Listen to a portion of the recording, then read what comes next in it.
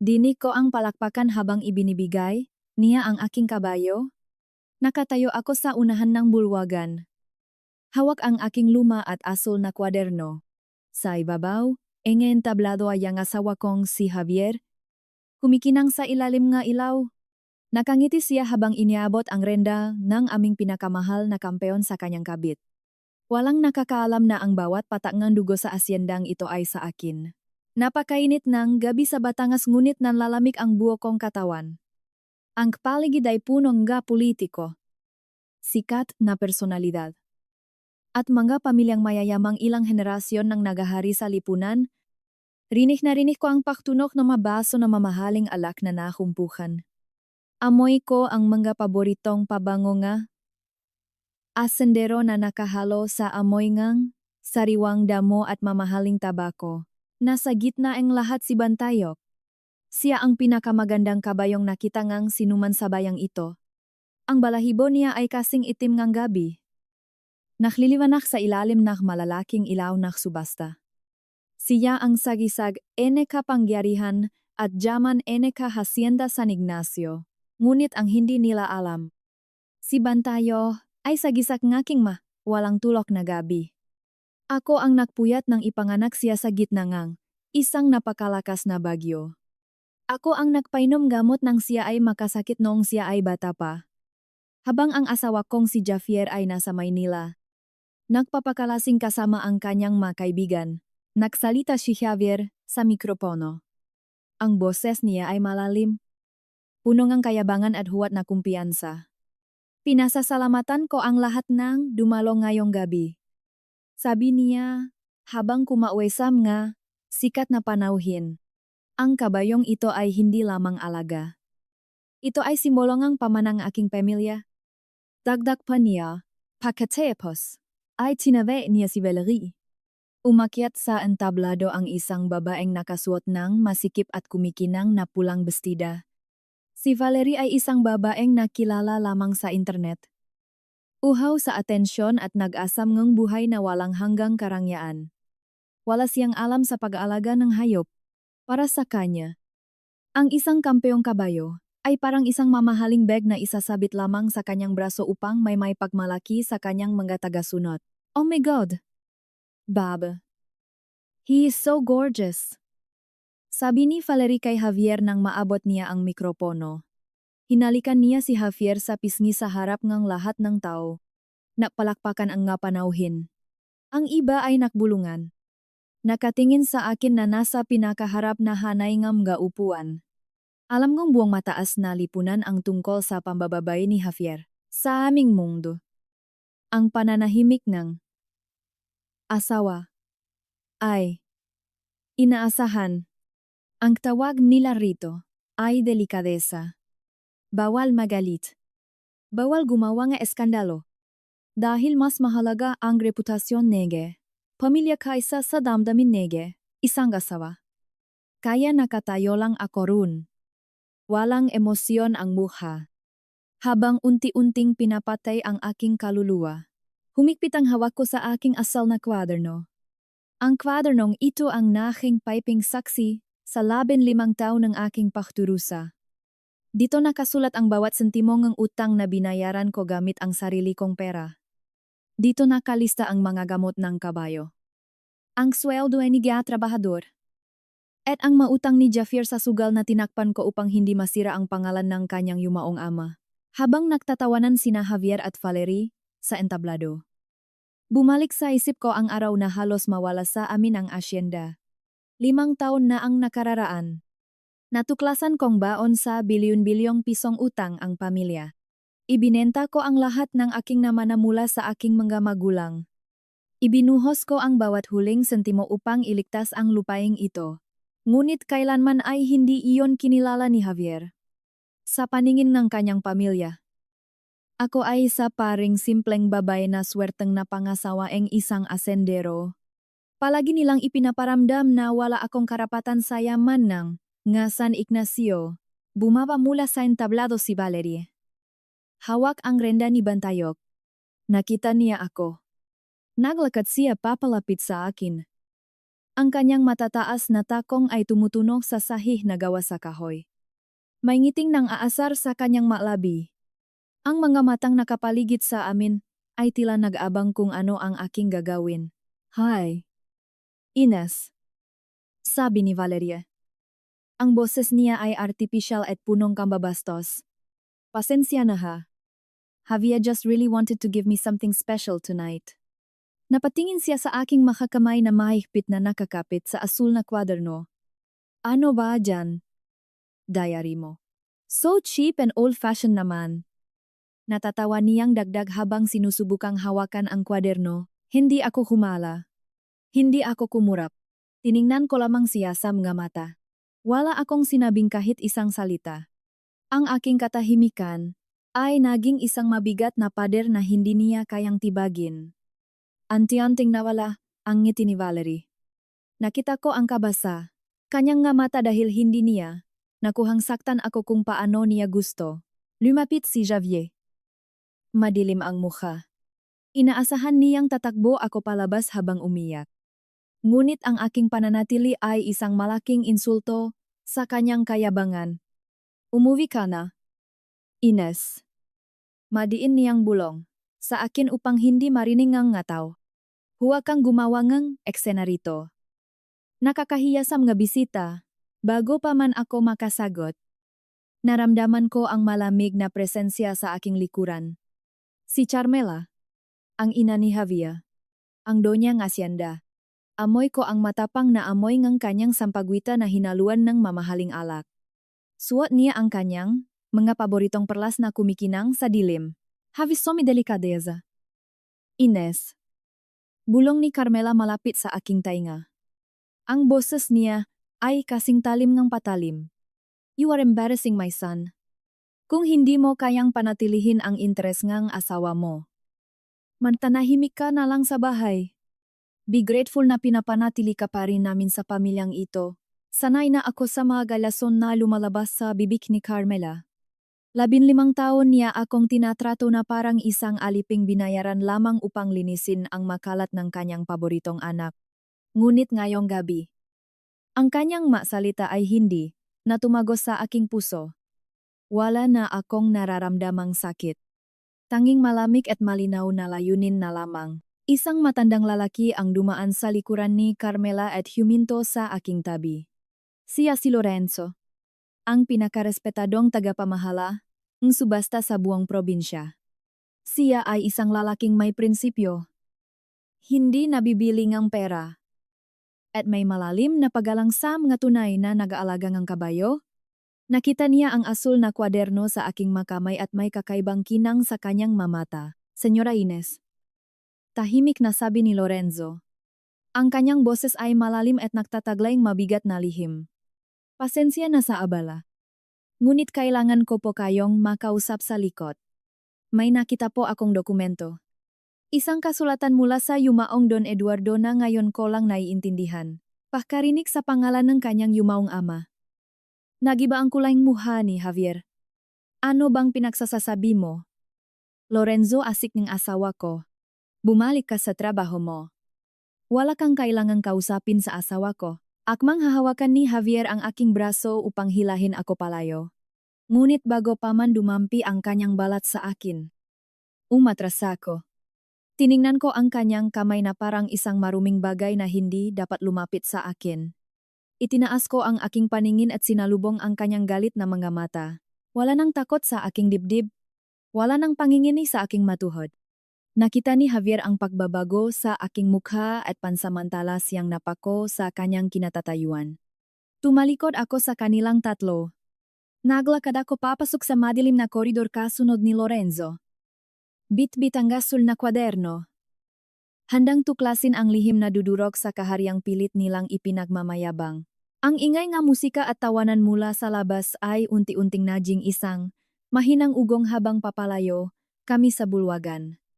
Bawat hakbang ko sa makapal at pulang karpet ngang koridor ay nagbabaon sa akin sa isang nakakabinging katahimikan.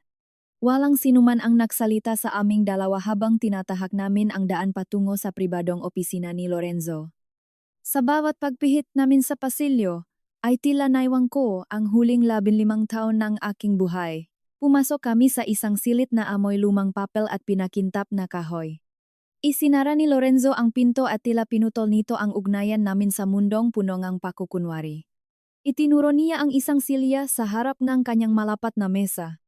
Naupo ako ng tuwid habang ang aking makamay ay mahigpit pa ring nakayakap sa aking asul na kwaderno. Naglakad si Lorenzo patungo sa isang maliit na estante at nagsalin ng tubig sa isang baso. Inilapag niya ito sa harap ko ngunit hindi ko ito ginagalaw. Ang kanyang mamata na may bahid ng malalim na karanasan ay tinitigan ako ng may paggalang at awa. Nagsalita siya sa isang mababa at kalmadong tinik na nagpatayo sa magabalahibo ko. Sinabi niya na matagal na siyang nahihintay na mangyari ang gabing ito. Matagal na niyang alam na darating ang araw na ipagkakanulo ako ngang mismong lalaking pinaglaanan ko ngang aking dugo at pawis. Huminga ng malalim si Lorenzo at binanggit ang pangalan ng aking yumaong biyenan na si Don Eduardo. Sa pagbikas niya ngang pangalang iyon ay tila may isang malamig na hangin na yumakap sa akin. Naalala ko ang isang maulan na hapon 6 na taon na ang nakararaan. Kasama ko noon si Don Eduardo sa isang madilim na opisina, isang notaryo publiko sa Maynila. Pilit niyang itinago ang kanyang malalang ubo sa pamamagitan ng isang puting panyo. Pinaalala sa akin ni Lorenzo ang araw na iyon. Sinabi niyang bago mamatay ang matanda, ay may lihim itong inihanda, laban sa sarili nitong anak. Alam ni Don Eduardo ang kahinaan ni Javier. Alam niya na ang kajabangan nito ang mahijing mitsa, pagbagsak, Hacienda San Ignacio. Kinuha ni Lorenzo ang isang susimula sa kanyang bulsa at ipinatong ito sa ibabaw ng aking asul na kwaderno. Sinabi niya na ang susing iyon ay para sa isang lumang kabinet sa silid nga kagamitan sa aming kuwadra. Naroon daw ang huling habilin at mga dokumentong magpapatunay kung sino ang tunay na nagmamay-ari ngang lupa at ng mga kampeyong kabayo. Hindi ko na maalala kung paano ako nakapagpaalam kay Lorenzo at kung paano ako nakalabas ng gusaling iyon. Ang tanging alam ko lang ay nakasakay na ako sa aking lumang sasakyan habang binabaktas ang madilim at palikulikong kalsada pabalik sa probinsyang Batangas. Ang ulan ay nagsimulang bumuhos ng malakas at humampas sa salamin ngang aking sasakyan. Wala akong kasama sa bayahe kundi ang nga alaala ng aking nga sakripisyo. Ang magabing walang tulog sa pag-alaga, nga may sapat na gulang na kabayo. Ang aking makasariling ipon na naubos pambayad sa makautang na tinakasan ni Javier.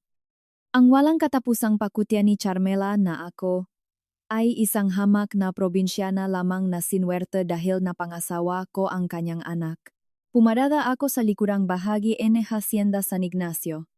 Ang amoy ng basang lupa at pinagalong damo at pataba ay agad na sumalubong sa akin. Ito ang amoy ng aking tunay na tahanan. Ito ang mundong hindi kailanman maintindihan ni Valerie at na kanyang makakaibihang nakukunwaring Maharlika. Naglakad ako patungo sa madilim na kuwadra kung saan tahimik na nagpapahinga ang makabayo. Ang tuno lamang ng kanilang pahinga at ang pataang ulan sa bubong ang pumupuno sa gabi. Pumasok ako sa silid na mga pamatok at upuan kabayo. Dito ko ibinagsak ang aking sarili sa isang lumang sakong kumpay. Sa unang pagkakataon matapos ang maraming taon ay hinayaan kong tumulo ang aking mga luha. Hindi ako umiyak dahil sa pagtataksil ni Javier. Umiyak ako dahil sa habang panahong sinayang ko sa pag-asang matututunan din niya akong mahalin at ay respeto. Isang tahimik at matinding pagiyak na nagmumula sa kailaliman ng aking buto. Nanginig ang aking mga balikat ngunit pilit kong kinagat ang aking labi upang walang makarinig ng aking pagikbi. Ilang minuto akong nanatili sa ganoong ayos hanggang sa makaramdam ako ng isang mainit na liwanag mula sa isang gasera. Pagangat ko ang aking ulo, ay nakita ko si Tasio. Ang pinakamatandang katiwalang hasyenda. Ang mukha ni Tasio ay puno nga kulubot ng panahon ngunit ang kanyang mamata ay nagpapakita ng labis na kalungkutan para sa akin. Hindi siya nagsalita nang makita niya. Akong umiyak. Lumapit lamang siya ng dahan-dahan at tumango na parang naiintindihan niya ang lahat ng bigat na dala ko. Nakpunas akong luha at tumayo. Ipinakita ko kay Tasio ang lumang susi na ibinigay sa akin ni Lorenzo.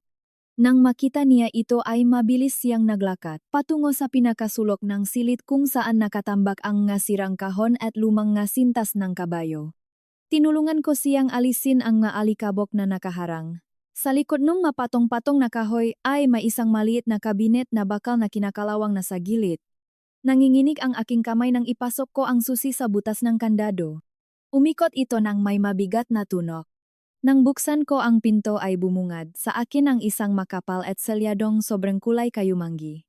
Dinala namin ang sobre sa ibabaw ngang isang lumang mesa sa ilalim ngang liwanag nga sera. Maingat kong pinunit ang gilid ng sobra. Ang gunang lumabas ay ang orinal na titulo ang gebuong. Hacienda San Ignacio at ang gama papeles enega bagmamayari sa lahat enega magakabayo. Kabilang na si Bantayok, sa ilalim ng dokumentong legal ay may isang liham na nakasulat sa kamay ni Don Eduardo. Ang kanyang pamilyar na kumpas ng ballpen ay tila bumuhay sa kanyang presensya sa loob ng silid. Binasa ko ang unang linya at agad na naglandas ang mabagong luha sa aking mapisngi. Nakasulat doon ang makatagang. Para sa aking tunay na anak na si Ines. Patuloy na ipinagtapat ng Makin sa kanyang sulat na matagal na niyang nakita ang katapatan ko sa lupa at sa pamilya. Humihingi siya ng tawad dahil alam niyang iiwan niya sa akin ang isang napakabigat na pasanin sa katauhan ng kanyang sariling anak. Isinaat sa liham at sa nakalakip na kasulatan na inilipat niya ang ganap at eksklusibong kapangyarihan ng pamamahala at pag-ari ngang asyenda sa aking pangalan. Bago pa man siya mamatay ay naitago niya ito sa isang hiwalay na kumpanya kung saan ako lamang ang nag-iisang tagapamahala. Walang kapangyarihan si Javier na magbenta. Magsangla. O magpamigay ngang kahit isang hiblaen, damo sa buong asyenda ng walang pirma ko. Pinunasan ko ang aking mga mata at huminga ng malalim. Tiningnan ko si Tasyo at nakita ko ang isang pambihirang ngiti sa kanyang ngalabi. Alam niya. Matagal na nilang alam ngang yumaong Don Eduardo na darating ang araw na kakailanganin ko ang armas na ito. Itinupi ko ang liham at maingat itong isiningit sa gitna nga pahinang aking asul na kwaderno. Kinaumagahan. Bago pa man sumikat ang araw, ay nagtungo ako sa sentral na rehistro nga ari-arian sa kabayanan. Malamig ang hangin mula sa bentilador sa loob ngang lumang opisina ngunit ang aking isip ay nagbabaga sa determinasyon. Hinarap ko ang punong notaryo upang beripikahin ang lahat ng dokumentong hawak ko. Matapos ang masusing pagsusuri sa kanilang nga makapal na libro ay kinumpirma niya na ako ang nag-iisang legal na may hawak ng bawat ektarya at bawat hayop sa asyenda. Ngunit may isa pang mas madilim na katotohanan ang lumabas ng mahukay, kami samga kamakailang, transaksyon na sinubukang ipasok sa rehistro. May natagpuang isang aplikasyon ng pautang na nakakahalaga ng 50 milyong piso. Binasa ko ang mga detalye ng pautang at nakaramdam ako ng pagdual. Ginamit ni Javier ang pangalan ni Bantayo at ang 5 ektarya ng lupain bilang kolateral ng hindi ko alam.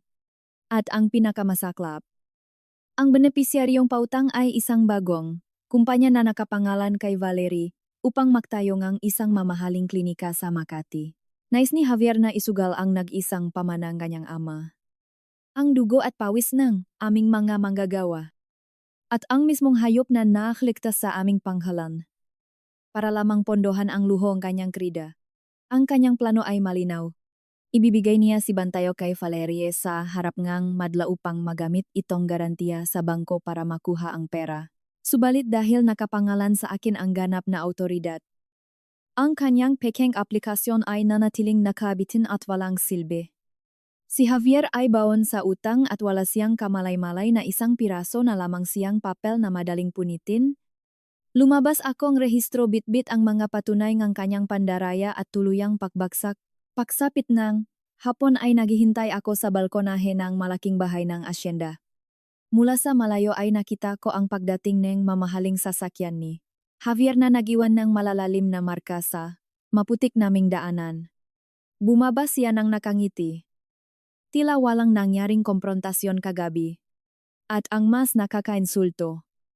Kasama niya si Valerie. Pumasok sila sa aking bahay na parang sila ang nakmamay-ari nito. Narinig ko ang matinis at nag-iinarte na boses ni Valerie habang nagrereklamo siya tungkol sa putik na dumikit sa kanyang sapatos. Napangiwi siya nang maamoy niya ang hangin na nagmumula sa gawi ng mga kuwadra. Tumingin siya sa paligid ng may halong pandidiri. Naglakad si Javier palapit sa akin bitbit ang isang kayumangging sobra. Ginamit niya ang kanyang pamilyar na mapanlinlang na tinik at sinabing kailangan ko lamang pirmahan ang ilang dokumento para sa pag-ayos ng buwis ng asyenda. Pilit siyang ngumiti ngunit nakita ko ang pawis na namumuo sa kanyang noo. Tinitigan ko ang papel na inilapag niya sa mesa. Ito ang parehong papeles ng pautang na nakita ko sa rehistro kani-kanilang umaga lamang. Tahimik akong nakatayo doon. Hindi ko kinuha ang panulat na pilit niyang iniabot sa akin. Sa halip ay tiningnan ko si Valerie na ngayon ay nakapamewang na at naghihintay na sundin ko ang utos ng lalaking inaakala niyang mayaman. Nasalita si Valerie at mayabang, na sinabing bilisan ko na raw ang pagpirma dahil marami pa silang pupuntahan. Sinabi niyang kailangan nilang ihanda ang formal na paglilipat ni Bantayok mamayang gabi sa pangunahing subasta. Ang kanyang nga salita ay punong pagmamalaki at kawalang-galang. Tumingin ako kay Valerie mula ulo hanggang paa. Ang bawat salitang binitawan ko ay kasing laming ngang yelo at kasing talim ngang patalim. Sinabi ko sa kanya na huwag siyang mag-astang senyora, sa mismong sahig na pinagpawisan ko para mapanatiling malinis, habang ang lalaking kinakasama niya ay walang ginawa kundi maglustay ng parang hindi kanya. Namula ang mukha ni Valerie sa galit habang si Javier ay nanlaki ang mga mata sa pagkabigla. Sumigaw si Javier at sinabing wala akong karapatang kausapin ng ganun ang kanyang bisita. Inakma niyang hampasin ang mesa upang takutin ako ngunit hindi ako kumurap. Hindi ako umatras. Kinuha ko ang asul na kwaderno at inilapag ito sa ibabaw ng kanyang pekeng dokumento. Sinabi ko kay Javier na alam ko ang tungkol sa 50 milyong pisong utang. Alam ko na gagamitin niya si Bantayok para pondohan ang walang kwentang negosyo ang babaeng nasa tabi niya. Nakita ko kung paano nawala ang kulay sa mukha ni Javier. Mabilis na napatingin si Valerie kay Javier. Nagsimula siyang magtanong kung ano ang ibig kong sabihin sa pautang at kung bakit nakasalalay doon ang kanyang negosyo. Sinubukan siyang patahanin ni Javier ngunit nag-umpisa ng gumuho ang kanyang nga kasinungalingan. Unti-unting naunawaan ni Valerie na ang yaman na ipinagmamayabang ni Javier ay isang malaking ilusyon. Tinawag ko si Tasyo at ang iba pang mga manggagawa na tahimik na nakikinig sa labas ng balkonahe. Lumapit sila nang may dalang mga kagamitan sa bukit at tumayo sa likuran ko. Walang sinuman sa kanila ang tumingin kay Javier ng may paggalang. Para sa kanila, isa na lamang siyang dayuhan sa sarili niyang bayan. Inutusan ko sina Javier at Valerie na lumabas ng aking pamamahay. Sinabi ko na makikita kami mamayang gabi sa pangunahing subasta at doon ko tatapusin ang lahat. Galit na naglakad palabas si Javier habang hila-hila, si Valerie na patuloy sa pagrereklamo. Naiwan akong nakatayo sa balkonahe. Pinalilibutan ng aking tunay na pamilya. Habang pinapanod silang tumakas palayo, dumating ang gabi ngang pinakahihintay na malaking subasta. Puno na kaba at pananabik ang hangin. Nakbihis akong isang mahaba at itim na damit na tila nagluluksa para sa lumang ines na handang magtiis. At nagdiriwang para sa bagong mayari ni Hacienda San Ignacio. Ang aking buhok ay maayos na nakatali at ang aking tindik ay nagpapakita ang isang babaeng walang inurungan. Nagmaneho ako patungo sa malaking arena sa Batangas. Ang nga ilaw mula sa entablado ay nagliliwanag sa madilim na kalangitan. Naririnig ko na ang ugong nga mayayamang panauhin na nag-abang sa pinakamalaking kaganapan ng gabi. Ito ang gabi kung kailan ipapasa ni Javier ang simbolo ng aming yaman kay Valerie. Naglakad ako sa gilid na arena habang umiiwas sa mga nakukumpulang tao. Ang aking makamay ay maipit na nakahawak sa aking asul na kwaderno at sa loop nito ay naroon ang titulo at ang huling habilin ni Don Eduardo. Uminto ako sa likod energy malaki nitim na kurtina malapit sa entablado. Nakikinig sa mga boses na nagmumula sa mga mikropono. Handa na si Javier na angkinin ang mundo na hindi naman sa kanya. Handa na si Valerie na ngumiti sa mga kamera gamit ang ninakaw na dangal. Ngunit hindi nila alam na nasa anino lamang ako. Handa ko nang ibagsak ang huling piraso nga katotohanan na dudurok sa lahat ng kanilang kasinungalingan. At ipapakita sa buong lipunan kung sino ang tunay na nakmamay-ari ng korona. Mula sa likod ng makapal na pelus na kurtina. Dinig na dinig ko ang palakpakan nga matawong. nabubuhay sa ilusyon. Ang boses ni Javier ay umalingaw-ngaw sa buong arena. Punong kayabangan at huwad na kapangyarihan. Nagsasalita siya tungkol sa kinabukasan nga, Hacienda San Ignacio. Ipinagmamalaki niya ang dugong nananalaytay sa kanyang mga ugat. Ang apelidong ginamit niya upang magtago sa likod ng kanyang mautang at kapalpakan. Bawat salita niya ay tila patalim na unti-anting pumuputol sa kanyang sariling lig. Tinawag niya si Valerie Pacquiao sa entablado. Rinig ko ang pakalansing ng mga mamahaling takong ni Valerie sa ginagawa sa makintab na kahoy. Ang gabulong nga matatandang pamilya sa unahan ay naghalo sa tunong nga nag-aabang na kamera. Ito narawang bagong Kraynaene, San Ignacio. Ang babaeng karapat-dapat sa pinakamagandang kabayo sa buong Pilipinas. Ipinakilala ni Javier si Bantayog hindi bilang isang buhay na nilalang na pinahirapan naming buhayin, kundi bilang isang tropeo. Isang piraso ang yaman na ipapasa niya sa kanyang kabit upang patunayan ang kanyang pagkalalaki. Nakita ko si Carmela sa unang hilera. Suot ang kanyang nga perlas na tila kasing bigat ng kanyang kahambugan. Nakangiti siya. Pilit na itinatago ang kahihiyan ng pag-eskandalo ng kanyang anak. Dahil mas mahalaga sa kanya ang imahe kaysa sa katotohanan. Para kay Carmela, ang mahalaga ay ang apelidong nakadikit sa kanilang pangalan. Ngunit sa kabilang dulo ng entablado, nakatayo si Lorenzo, ang veteranong taga-subasta. Hawak niya ang mikropono. Ngunit hindi siya nakangiti. Ang kanyang mga mata ay naghahanap sa dilim. Nahihintay sa aking paglabas. Huminga ako ng malalim. Ang hangin ay amoy mamahaling pabango at pawis ng kabayo. Hinekpitan ko ang hawak sa aking asol na kwaderno. Oras na. Humagbangga ko palabas mula sa ninong itim na kurtina. Ang ilaw mula sa hilid entablado ay tumama sa aking itim na damit. Walang kislap nga maalahas sa aking katawan. Tanging ang bigat ng katotohanan sa aking mga kamay. Saktong iabot na sana ni Javier ang rendani. Bantayo kay Valerie nang biglang umalingaw-ngaw ang matipunong boses ni Lorenzo. Itinigil niya ang buong kaganapan. Sinabi niyang walang mangyayaring bentahan o paglilipat ngang pagmamayari sa gabing ito. Tumigil ang pag-ikote ni Hemundo ni Javier. Ang kanyang ngiti ay napalitan ngang pakalito. At pagkatapos ay matinding galit.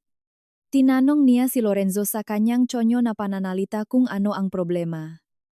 Dahil bayad na raw ang lahat ng kailangan bayaran, hindi sumagot si Lorenzo. Sa halip, itinuro niya ang kanyang kamay patungo sa akin. Ang libo-libong mamata sa lupang arena ay sabay-sabay na lumingon sa aking direksyon. Natahimik ang buong bulwakan. Ang tanging naririnig ay ang mabagal at kalmadong tunong aking nga sapatos sa sahig na bato. Bawat hakbang ko ay tila martilyo na bumabaon sa kabaong ng kayabangan ni Javier. Nakita ko ang panlalaki nga mata ni Javier. Sumigaw siya. Pinapaalis ako. Sinasabing wala akong karapatang sumira sa kanyang gabi. Ngunit hindi ako huminto. Si Valeria ay napakapit sa braso ni Javier. Naguguluhan at pilit na pinapanatili ang kanyang artipisyal na ngiti sa harap ng nga nakatutok na kamera. Kumunot ang nuni Carmela mula sa kanyang upuan. Halos tumayo upang suwayin ako. Subalit nanatili akong walang kibo. Walang luha. At walang takot. Umagyat ako sa maliwanag na entablado. Naramdaman ko ang init ng mga spotlight sa aking balat. Ang hangin ay naging napakabigat. Ngunit para sa akin, ito ang unang pagkakataon na nakahinga ako ng maluwag pakalipas ng 15 taon. Lumapit ako kay Lorenzo at tiniabot ang luma at asul na kwaderno. Sa ibabaw nito ay ang salyadong sobrang naglalaman ng huling habilin ni Don Eduardo. Tumango si Lorenzo bilang paggalang. Isang paggalang na hindi kailanman ibinigay sa akin ngang sarili kong asawa. Kinuha ni Lorenzo ang mikropono. Binuksan niya ang dokumento at nagsimulang magbasa. Ang kanyang boses ay malamig. Opisyal.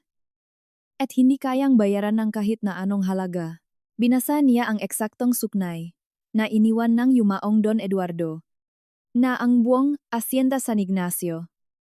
Kabilang na ang lahat ng lupain, pondo, at mga kampeyong kabayo tulad ni Bantayo ay hindi maaring ibenta, ipangutang, o ipamigay ng walang basbas at pirma NG kaysa isang legal na administrador. At ang pangalang binanggit ni Lorenzo ay hindi kay Javier, hindi kay Carmela. Binanggit ni Lorenzo ang buo kong pangalan. Ines, ang babaeng palaging nasa likuran. Ang babaeng pinunasan ang madumi sa kwadra habang sila ay nagpapakasarap sa luho. Isang mahina ngunit mabilis na bulungan ang kumalat sa buong arena. Ang matanyag na pamilya, mga politiko, at mga negosyante ay nagsimulang magkatingginan. Ang mukha ni Javier ay namula sa matinding galit at hiya. Akmang susugurin ako ni Javier upang akawin ang dokumento. Ngunit dalawang guwardiya mula sa subasta ang mabilis na humarang sa kanya. Sumigaw siya. Sinasabing peka ang mga papeles na ako ay isang baliw at desperadang asawa. Ngunit pinagpatuloy ni Lorenzo ang gipagibabaza. At dito lumabas ang pinakamalalim na lihim na pilit itinatago ni Javier. Ang dahilan kung bakit niya ibinibigay si Bantayo kay Valerie sa harap ng publiko. Ibinunya ni Lorenzo ang mga natuklasan mula sa rehistro at sa bangko, na si Javier ay nagtangkang gamitin si Bantayok bilang garantiya para sa isang dambuhalang pautang. Isang utang na abot sa 50 milyong piso upang pondohan ang paluging negosyo at maluho na pamumuhay ni Valerie. Nagliwanag ang lahat sa isip ng mga taong nanonood. Ang ipinagmamalaking yaman ni Javier ay isang malaking kasinungalingan. Wala na siyang pera. Wala siyang kapangyarihan. At ngayon, wala rin siyang karapatan sa kabayong pinapangarap niya.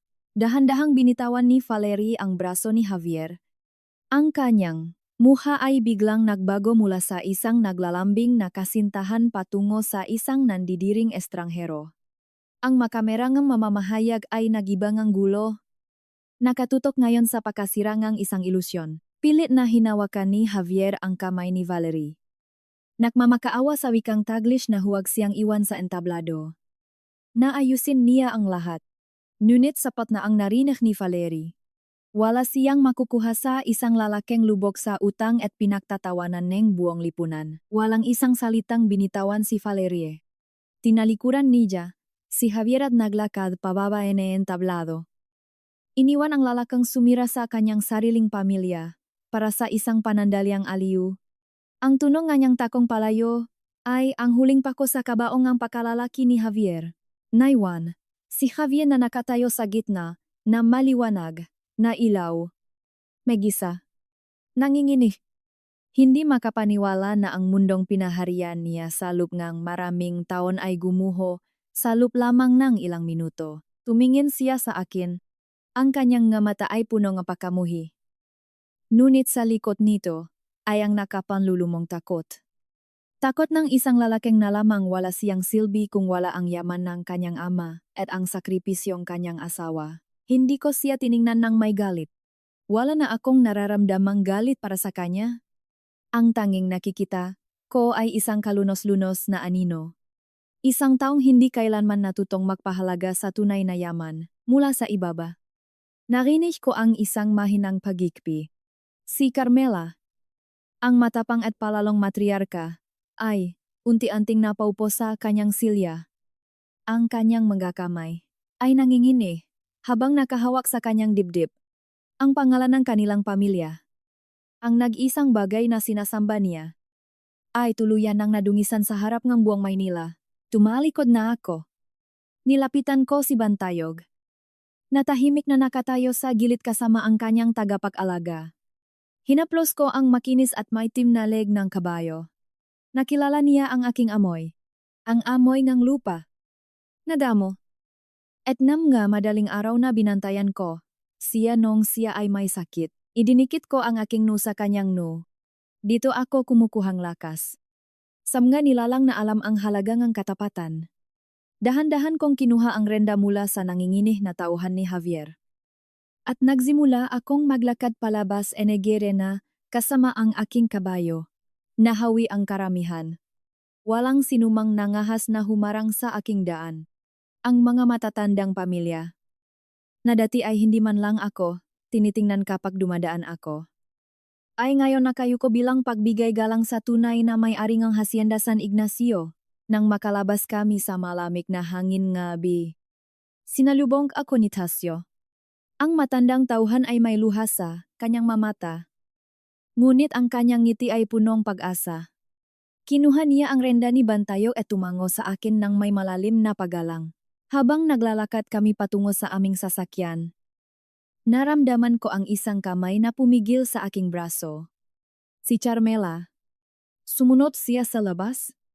Ang kanyang mamata ay mukto at ang kanyang perpektong ayos ay magulo na. Nanginginig niyang inilabas ang isang lumang kwintas na gawa sa ginto at diamante. Ang pamanangang pamilya na matagal na niyang ipinakakait sa akin dahil hindi raw ako karapat-dapat sa kanilang dugong buhaw. Ipinipilit niya itong ibigay sa akin. Nagmamakaawa. Humihingi ng tawad para sa kanyang anak. At para sa kaligtasan ng kanilang pangalan, tiningnan ko ang kwintas. Kumikislap ito sa ilalim ng ilong poste. Noon, pangarap kong tanggapin niya ako. Pangarap kong isot ito bilang patunay na bahagi ako ng kanilang pamilya. Ngunit ngayon, alam ko na ang maalahas na ito ay kadena lamang na magpapabigat sa aking kaluluwa. Dahan-dahan kong inabot ang kwintas. Nakita ko ang ningning ng pag-asa sa mga mata ni Carmela. Akala niya ay napatawad ko na sila. Akala niya ay mananatili ako bilang asawa ng kanyang anak at tagapagligtas ng kanilang yaman. Ngunit kalmado, kung inilagay ang kwintas, sa loob aking bulsa. Sinabi ko sa kanya na tinatanggap ko ito hindi bilang kapatawaran, kundi bilang bayad sa lahat ng luhang sinayang ko sa kanilang pamamahay. Sinabi ko sa kanya, sa boses na walang bahid ng emosyon, na kinabukasan mismo ay matatanggap ni Javier ang mga papeles para sa aming paghihiwalay. Napasinghap si Carmela. Napatakip siya sa kanyang bibig habang unti-anting bumagsak ang kanyang nabalikat. Iniwan ko siyang nakatayo sa dilim. Nag-isa sa labas ng arena. Kasama ang wasak na reputasyon na labis niyang pinoprotektahan. Sumakay ako sa aking sasakyan at nagmaneho pabalik sa Batangas. Ang daan ay tahimik at payapa. Wala na ang kaba. Wala na ang bigat sa aking dibdib. Ang hangin na pumapasok mula sa nakabukas na bintana ay nagdadala ng amoy ng bagong simula.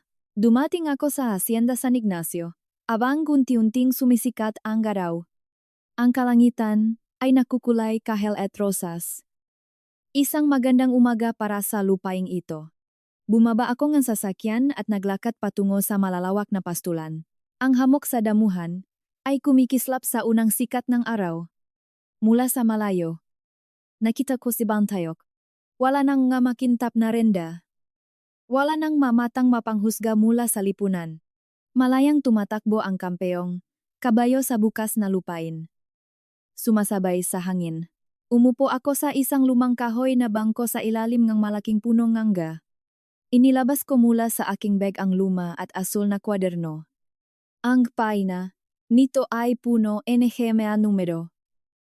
Mautang na binayaran. At mga luhang natuyo.